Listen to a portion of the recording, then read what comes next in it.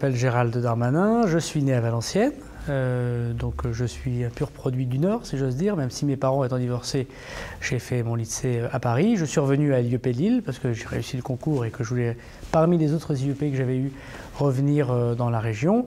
Et donc j'ai été diplômé en 2007-2008, puisque c'était assez compliqué à comprendre. On était à la période où on faisait 4 ou 5 ans, et j'ai choisi de ne pas faire la 5e année et d'être diplômé en Bac plus 4.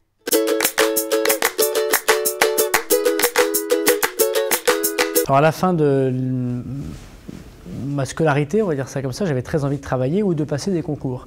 Et je voulais passer l'ENA, parce que je pensais que pour un jeune issu de famille populaire, modeste, être préfet, c'était le bout du monde, c'était très important, c'était la République. Et je voulais passer les concours. Et dans le conseil d'administration où je siégeais en tant qu'étudiant, il y avait Philippe Vasseur. Et Philippe Vasseur m'a dit, mais qu'est-ce que c'est que cette histoire de vouloir devenir technocrate? Les jeunes de la région doivent rester dans la région. Vous êtes fait pour faire de la politique, restez dans la région. Et je lui dis, pourquoi pas, mais dans ces cas-là, il faut que je travaille quand même. Si je veux faire de la politique, il faut que j'ai un travail à côté, je connaissais personne, je n'avais pas de réseau.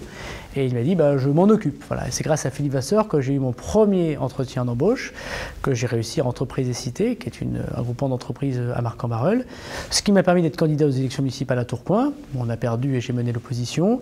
Et ensuite, j'ai travaillé au cabinet de Xavier Bertrand, qui était secrétaire général de l'UMP, puis j'ai travaillé au cabinet du ministère des Affaires étrangères, puis au ministère des Sports.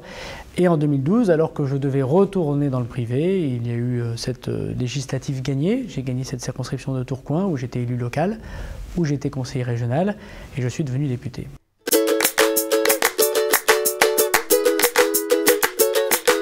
Donc je suis maire de Tourcoing, je suis vice-président de la communauté urbaine de Lille, la métropole européenne désormais, et je suis député.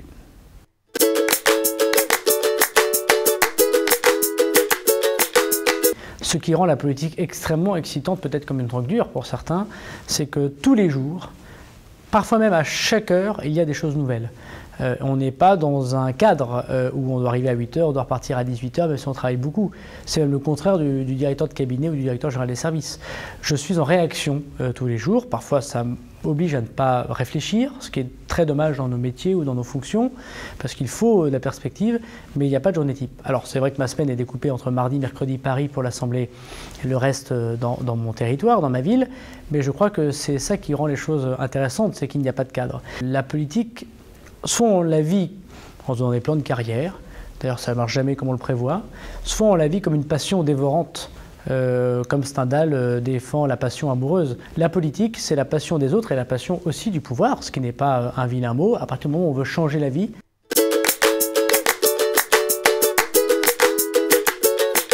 Je crois que ce qu'il faut faire quand on a la chance d'avoir des études pluridisciplinaires de culture générale, c'est de s'intéresser. En plus, on a la chance d'être à Lille, qui est une grande ville universitaire, qui est une grande ville culturelle, qui est une grande ville sportive, qui est une ville où on peut rencontrer beaucoup de chocs des cultures, tout en ayant ses propres opinions.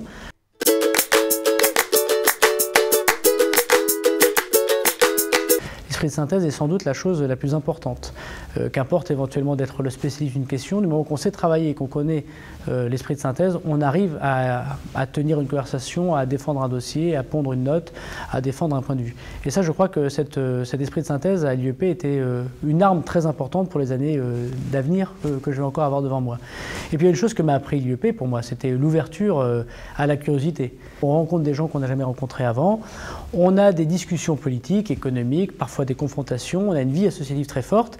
Ça peut apparaître comme anti-académique, ça peut aussi apparaître comme une libération entre le lycée et la prépa, qui sont des mondes assez corsetés, et la vie professionnelle. Et je crois que ce moment de libération, de l'année à l'étranger, de rencontres, de stages, et puis simplement l'épreuve du grand oral, l'épreuve de la discussion avec des professeurs qui ont sans doute des opinions politiques affichées et qui les affichent, c'est un moment de grande transcendance culturelle, et moi ça m'a beaucoup apporté. Je ne me suis jamais senti aussi bien que pendant nos études universitaires à l'IEP.